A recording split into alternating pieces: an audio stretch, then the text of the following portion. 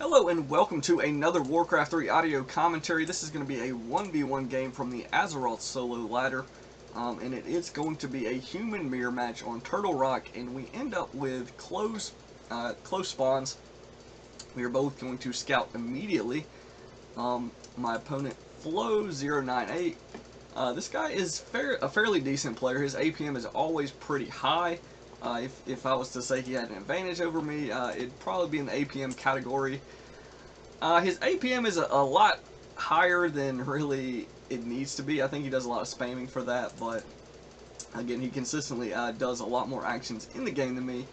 But at any rate, this is going to be a pretty interesting mirror match. I'm going to try to be a little bit more aggressive since I've done some damage to one of his peasants with the militia scout, and I'm going to go ahead and put some more damage on this peasant. I feel like I could get some damage in on him and you know, potentially set up for some aggressive harassing with an archmage. He is actually going to be going for an archmage as well. So I've got 3 militia here. I probably need to micro these a little better. I should have just switched targets and went for another peasant. But anyway, I'd send one of these peasants back, and so I'm going really aggressive here with these 3 militia, and his footman is going to pop out, which is going to net him a peasant kill. But you notice that he's got one peasant that needs about 1 more hit, and I am going to secure that kill. But with the footman, he can actually pressure me. But the one thing that I can do is at least draw his footman away from his main base to get some damage in from my harass, hopefully. And I'm going to lure him to this creep camp. I don't know if he actually gets caught with ensnare or anything like that. I try to get the creeps to go ahead and ensnare him. And they look like they are going to get a ton of damage in there. So at any rate, I run into his base, and I see that I get 1 blizzard off here, and his hero and his footman are there to dish out some damage. So I'll pull back. Right now the game really is to see how much damage I can do with this blizzard harass. So he's going to go for water elemental, and I'm going to go for blizzard, as you've seen already. His tower is going to be going up a little bit sooner than mine, but as I'm the one being aggressive, it's not really a big deal. So he's done more damage to my archmage. He's got more damage on my footman. So he's not doing so bad. As far as the losses go, I think he's lost only 1 peasant. And I've lost 2 so far. So he might be in the lead there. I don't think he lost that footman actually. I'm not sure, but at any rate, I think he is slightly ahead of me, as he is going to go ahead and finish that creep camp and all that. So right now, I feel like I'm a little bit behind. I'm deciding, okay, do I want to go for my green camp? Do I want to be a little bit more sort of cautious and go for this camp? I decide I'm going to go for the orange camp with my army, and I'm going to try to creep my green camp with only my militia, which is going to run right into his archmage and footman, which was not expected. So I see that, and I'm like, okay, I need to be careful, but I want to make sure I deny him any creeps kills at that camp, at least the big one. The other ones aren't really as big of a deal, but the big one, you know, was going to be pretty important to deny. He picks up a Slippers of Agility and a Mantle. I'm not sure which item dropped at my camp and which dropped at his. It really doesn't matter at this stage. So he sells the Agility boots. He picks up a Boots of Speed, which is going to give him... generally that would be a better item if he was going to be more aggressive. For creeping, I don't really think it's going to be that useful. In the battles, having that Boots of Speed and me not having it, it can be a pretty big factor. So it's going to sort of affect the dynamics of the battle and how I have to micro going forward. So I did get a Gloves of Haste, which is a pretty good item. Even for the archmage, whose damage isn't really all that impressive, but again, it can sort of help me get shots in and sort of pull back and kite a little bit. So one good thing though that I do advantage that I sort of get over him is I get my shop a little bit sooner than he does, my arcane vault. So I go ahead and use a regen scroll, and I head towards his base. Now I've got level 2, he's got level 2 as well, so we're both pretty much the same in terms of experience. He didn't finish this creeping this orange camp, he just got the item. He's going to pull over here, and he should have sort of been aware that I probably was creeping the orange camp earlier. But anyway, so I show up at his base at a pretty good time. I get off a pretty decent blizzard, and this is sort of the situation where, you know, he doesn't really want to burn through his TP most likely, so I'm going to get a pretty easy kill on his arcane tower. And I've done a lot of damage to his peasants now, so he's in a really bad spot. I should just go straight for the peasants, actually. This is sort of a mistake on my end, but I put a lot of damage on his archmage, and I force him back. But again, I should have went straight for the peasants. I did mess up his economy. He's got like all of his peasants on gold right now, all but like 1 or 2. So he's sort of distracted trying to micro his archmage and everything. So this is the situation where normally that boost of speed could have been a big thing for him. The problem is he ended up taking a lot of damage at a certain point in that battle where he was out of position with his archmage and wasn't really microing all that great.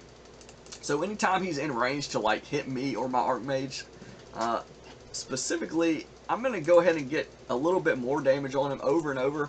And he, as an intelligence hero with only 15 strength and no items helping him regenerate hit points like the gloves of strength or anything, he's going to take a long time to regenerate his hit points, or he's going to have to buy a healing potion. Now he is tier 2, so he could do that. And again, he can wait for his priests. But I'm getting a little bit of an advantage in these battles. I'm killing his units, and he's not really killing any of my units. He might get this footman kill. We're gonna see, but he really needed to get some of these kills. So killing that arcane tower sort of sets him up for further aggression. Now here's a situation where he's got a farm at the shop. He can make all sorts of decisions as far as his second hero. Generally, Mountain King is going to be a standard second hero, and again that's really regardless of most of the matchups. The Mountain King is a really strong hero and leveled up. He really, even at level 1, he's pretty strong, kind of like the Shadow Hunter, in that he comes out and you can sort of, you know, slow things down, do a lot of damage to something, maybe go for some hero surrounds or something like that. His DPS is good. He's a strength hero, so he's got pretty good stats. And whatnot, but he is going to pick up a Fire Lord, which he's going to double down on the whole summon strategy. But right here, he's sort of out of position, and again, this is something you have to be a little bit more aware of in these close spawns. Is positioning is really important, because if you get caught, you know, out of position, especially against something like Blizzard, and I went ahead and threw up a second barracks, so I've got way more footmen than he does. I've got defend. So that's going to help with the lava spawns and the water elementals. He's doing a pretty decent job of kiting, but one of the big problems is I got better use out of the regeneration scrolls than he did. I had a ton of units get the benefit of the regen scroll and come back pretty much fully healed up. So if we look at the hero, I mean not the hero, but the food counts here, he's at 30 food over 36, and I'm at 41 over 54. So while he's got the advantage of faster casters and his second hero coming out sooner, I've got a food advantage. So you know, the summons obviously are going to be able to sort of mitigate that, and obviously sorceresses are going to be really strong. But again, he's doing very aggressive creeping right now, which again is going to set him up for another sort of rush. I'm going to go right for this tower immediately, so I'm continually canceling it. And this time I've pulled all my, or at least most of my wood peasants. I've thrown up a lumber mill. So I'm going to have the option of towering him here. Again, arcane towers would have been pretty strong actually, since he's got 2 summon heroes and casters mostly. I go ahead and throw down that blizzard preemptively. He runs right into it. I know he's going to have to try to get into position to fight my army, but I send my footmen actually right to his peasants this time. I don't really care too much if I lose like, 2 or 3 peasants. If I kill like all of his peasants, I'm going to get the advantage. And he doesn't, obviously I said I've got 41 food. He just doesn't have the army to contest me right now, even with the summons. So as long as I micro pretty reasonably, taking defend mode off when I'm moving around to try to mitigate the movement speed reduction and everything else. But when I'm actually fighting, having it on so I can reduce the damage of the water elementals and the lava spawns, that's going to be good. I need to go. I didn't really notice he had a potion of greater healing. I sort of suspected he might have crept in expansion, but I didn't know for sure if he did, if it was towered and whatnot. But I feel like I could just pressure him in his main. So I go for this kill. He's got the greater heal potion, which saved him. He's got the town portal from earlier. He saved. He didn't waste it. So he was able to save that Fire Lord. So that that went pretty well for him actually. Because otherwise I could have just went for his peasants, and there wasn't a whole lot he could have done there. To stop me from killing most of his peasants. And I'm level 3 now, so that's sort of a big deal. He's not level 3 yet. He's just about there. He just needs 1 kill. The longer I can delay him from getting 3, the better. And again, he just cast level 1 water elemental, so he should have waited for getting another kill before he did that. Could have got a level 2 water elemental. I'm not sure it would have necessarily saved him here, but again, now I'm finally starting to get spell breakers, and he doesn't really have that many footmen left, so the spell breakers are going to be very powerful against what he's got. I'm going to be able to spell steal slow. I'm going to be dealing tons of damage to his casters, and again, the spell breakers obviously are immune to magic damage. They have a slight ranged attack, so in that instance they're a little better than footmen. The stats, they have more hit points than footmen, slightly more armor, and again, I'm going to get just a better use of the regen scroll here. It's 100 gold. He's got priests, so he's got sort of free healing, so that's, that sort of means he's not going to have to really invest in the regen scrolls, but, 100 gold a couple of times for a regeneration scroll. Look at all those units that it's healing. I've got, something like maybe six or 7 units probably that's going to be receiving that healing. Now again, it takes a while. I'm not going to get the full value out of it, but I think that's one of the reasons this game sort of goes the way it does. I'm getting really good use out of the regen scrolls, and again, just having the bigger army. Defend, obviously, going to be pretty strong. I've pulled the Mountain King now. I'm not sure if the Fire Lord was really a great option. If he'd have had a Mountain King, there might have been some, he might have been able to secure kills a little better, might have been able to go for Heroes rounds. But this time I've picked up a couple of ivory towers for my shop. I'm bringing the wood peasants again in militia form. And again, this is pretty much going to be my sort of all-in move here. If I lose this battle, I'm probably going to be in trouble. But again, the Fire Lord doesn't really... If you say level 3 Fire Lord versus level 3 Mountain King, I think the Mountain King has a slight edge just because he's, a little bit harder to counter. Now, level 2 lava spawns do have the potential to, they can be incredibly strong if they start multiplying. He's got a heal scroll, which again is going to be pretty useful. If I had a heal scroll right now, that would just pretty much break this fight. But and again, he's probably microing a little bit better than me. My positioning, is a little bit wonky.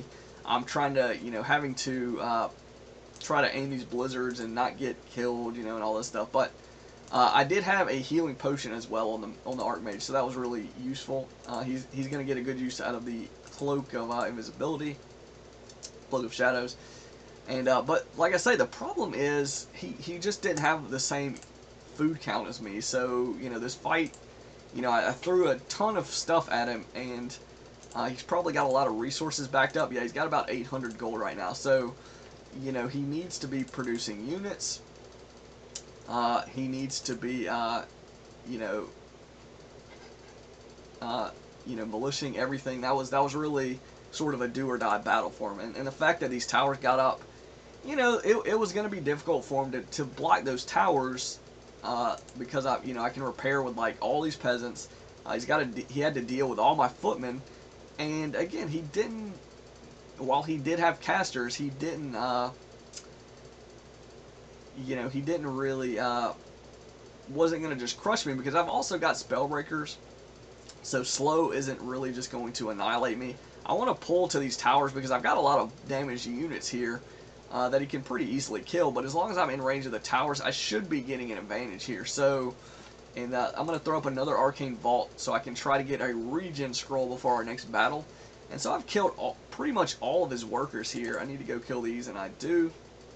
So he's going to make the decision to skip my 3 towers, now 4 towers in his main, and go for my, at his main, and go for my main base, which only had 1 arcane tower. So, while that was an interesting decision, it really was a desperation, sort of a Hail Mary play, because he didn't actually have a great army to sort of base race me. With the towers, I probably could have just base raced him if I really wanted to, but there's no real reason for me to. My army, after the Regen Scroll and being able to militia, TPing the peasants from the tower push, was going to add a huge chunk of extra units to the battle for me. So, and again, he's largely damaged on everything. So, Stormbolt becomes a really big threat here for either of his heroes, for any of his units. He gets caught out with the Stormbolt surround, and that's really going to sort of drop the hammer. Now, he did get this expansion up, and in the back of my head, I did sort of think he might have gotten an expansion, but I really didn't. I sort of didn't think he had time to do it. But again, like I say, he was pulling militia a lot, and he did have all those summons. So he's going to do another sort of Hail Mary thing here. He's going to try to creep up his Fire Lord, get some items, I guess get a heal scroll maybe, but again, that creeping, he was already level 3, I believe, so, these towers, nothing's really going to, he's not really going to be able to field an army to take those towers down, so I knock out his economy, or, I knock out his main base, so we're on the same amount of bases now, except the problem is, he would much rather lose an expansion than lose his main base, because, the main base is the one with all the production buildings, with all the farms, and, so now you see that he can't really build any units. So his economy really doesn't, it's not really doing much for him now at this stage, whereas I've got all my production buildings, all my farms intact, in terms of calling to arms. I don't think he can actually call to arms with his town hall at his expansion, so he loses that ability as well.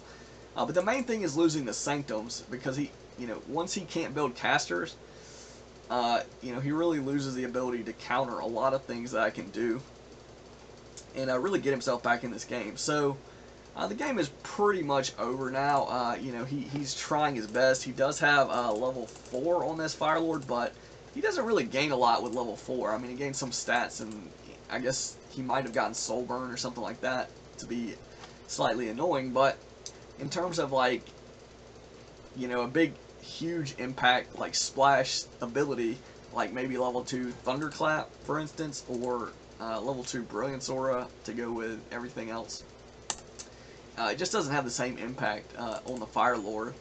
And his stats are sort of bad in the late game, I would say. It's usually pretty easy to, like, snipe him down with something like Stormbolt or whatever, but, and again, if I do get, like, Dispel or Control Magic, that's going to be another sort of easy counter, even though I'm just tier 2, but, with Defend, I'm pretty well set up here. I know he wants to continue trying to do these run-bys on my base, so I'm going to leave my Mountain King and Footman and some spell breakers here just to deal with that. And again, he runs right into it. Sort of easy to predict. Now that he's sort of limited on what he can really do, so he can't really fight me at these towers.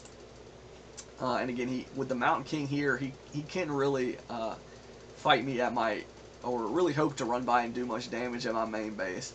So that was pretty much a couple of factors led to that game going the way it did. The units produced is a little bit misleading. A lot of those are going to be summoned units. The largest army size, though, was in my favor by a pretty good amount. For most of the mid and late game, I ended up with more units. I made a second barracks to facilitate faster production of footmen. Again, that's a little bit risky in the human mirror match because casters are really strong against footmen, but not to mention if they get like griffins or mortar teams with fragmentation shard, all these things. But I was going on sort of a really aggressive game plan. Defend footman worked out really well against his Fire Lord, I think. Again, when you're fighting a Fire Lord, you really have to be aware of, when his lava spawns come out, if they're getting close to respawning based on their attacks. You have to deal with those as quickly as you can, because if you get into a fight and, you let them get like one or two sort of respawns of the lava spawns, doubling up, whatever you want to call it, splitting, those extra units are going to sort of add up, especially if they are level 2 lava spawns. But even at level 1, if you let them get up to like 3 or 4 lava spawns out on the field at a time, that can quickly get out of hand. Now, defend is going to sort of mitigate how problematic that is, but, in a really tight game, especially if you got caster units like priests or sorceresses, those lava spawns are going to be very strong against those. So I didn't really want to focus too hard on massing like sorks and priests, and generally this matchup a lot of times is going to go mostly to breakers and priests at tier 2. Simply because slow against mass breakers is going to be useless.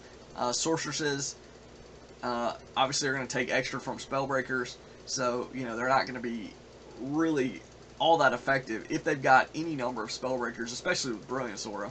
So you notice he didn't really build too many sorceresses. He had a couple of them, but as soon as I started getting spell breakers, he immediately just stuck with priests and spell breakers himself. And again, it's sort of, watching these sorts of battles, to me, is Priest and Spellbreaker Wars with the Archmage Mountain King mirror and again, he didn't have a Mountain King, so it wasn't really the same thing, but it's sort of like I don't want to say it's a coin flip, but sometimes these battles are really sort of weird, and they're just sort of boring to watch to me. But, it's both players just trying to go for, priest when they're in range, or some kind of hero kill, or, it doesn't sort of set up for, like, asymmetrical battles. Now, this game was a little different because I got 2 barracks, so I was a little bit more focused on footmen, and less so on casters, as I only had 1 Arcane Sanctum. Again, he didn't get a Mountain King second, he got a Fire Lord, which presents different sort of, strengths and weaknesses. I went with the standard hero choice, Mountain King second, which again obviously has its strengths and weaknesses. And he tried to get an expansion, I never did. His creep pattern was slightly different. Obviously he went for water elementals. In a lot of circumstances, water elementals are going to be pretty strong against compared to Blizzard. Again, you really need good positioning in battles.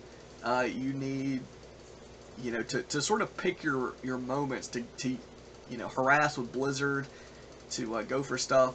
And a lot of times I think humans do retrain, like if you get Dispel or Control Magic, potentially they, late game they might get a Tome of Retraining.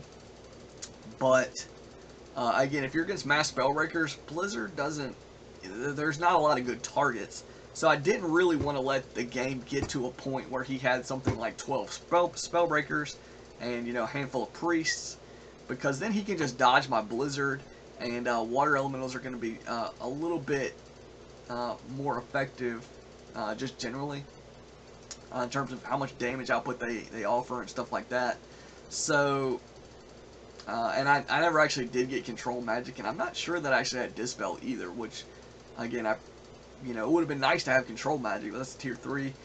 Dispel probably would have been pretty strong, but he was continually killing my priests, so, that might have sort of slowed me down trying to get that. But either way, that was a pretty interesting game, pretty close. There was a few moments where, in the early game, if his positioning would have been a little bit better, he had the boots of speed, So if he could have gotten a lot of damage on my Archmage and sort of kept his, you know, more in the battles, then that could have sort of slowed down my aggression and limited the damage that he took from it, which in effect probably would have given him a really strong edge, simply because he got to tier 2 and his casters coming out faster than I did. So, you know, he could creep a little bit better. And again, he had run around the map and crept a few camps that again, he got 2 out of the 3 camps in my green camp. He got, you know, his expansion opened up. He at some point got the shop, but at that point it was kind of irrelevant. But again, you can creep really quickly and sort of efficiently with human casters, both priests, sorceresses, and spellbreakers, all 3 of those. So especially with Brilliant Sora and summoned units. So so again, you know, if I wasn't aggressive when I was, he might have been able to just sort of out creep me and then have an advantage that way. And then obviously if you throw up that expansion and I didn't, you know, sort of pressure him or slow it down somehow, again, that was going to be another potential obstacle for me to win this game. But, you know, in the back of my head, I was sort of, my intuition was he potentially could have crept an expansion. I didn't run to scout it, which probably, if I sent like 2 footmen there, probably would have been really strong. Obviously, I should have did that. He didn't have towers up at it, so, you know, a couple of footmen could have really punished him there. But knocking out his ability to produce units, his main base, his ability to call militia, call to arms, you know, it was sort of a bigger priority to me, and it looked like I could do that. So, you know, that's the strategy that I went with, and it worked out pretty well. So again, this is where footmen can be, you know, pretty strong. Obviously, having an extra 10 food in any battle is arguably enough to win a lot of the time, especially in a mirror match when, you know, his 10 food, you know, his 10 food smaller army is going to be mostly composed of similar units, even though he had, you know, more casters than I did at a certain point. But at any rate, a pretty solid game there. Again, if this was not close spawn, I think the game obviously would have had a much different trajectory in terms of, you know, my playstyle, his playstyle, and all of that. You know, obviously I wouldn't have been sending 3 militia immediately to try to get some kind of harass going. And again, whether that was optimal or not, it really sort of evened out. He actually got 2 peasant kills, whereas I only got 1, I think. So, you know, arguably he did fine there. Actually, he probably came out slightly ahead based on that, you know, the way it went. But you know, it's sort of you know, I did get some extra damage on the second peasant. You know, I saw when he was going for a tower and all that stuff. So, you know, it probably isn't something you want to do in a human versus human game, because again, militia, he can call to arms as well. So as soon as you start going for his peasant, he can make it a militia. He can run it around, and they have the same movement speed, obviously. So, you know, it's really gonna be hard to secure kills against a competent player, and this guy was pretty competent. Again, while I did secure a kill, he secured 2, so he was fine there. So anyway, that's going to be the end of this audio commentary. Hopefully you found it somewhat informative, a little bit of a change of pace, a human mirror match, close spawn, 1v1 game. I don't know that I have a ton of those audios posted here. So anyway, hopefully you found that somewhat entertaining, and this is ScryMind signing out.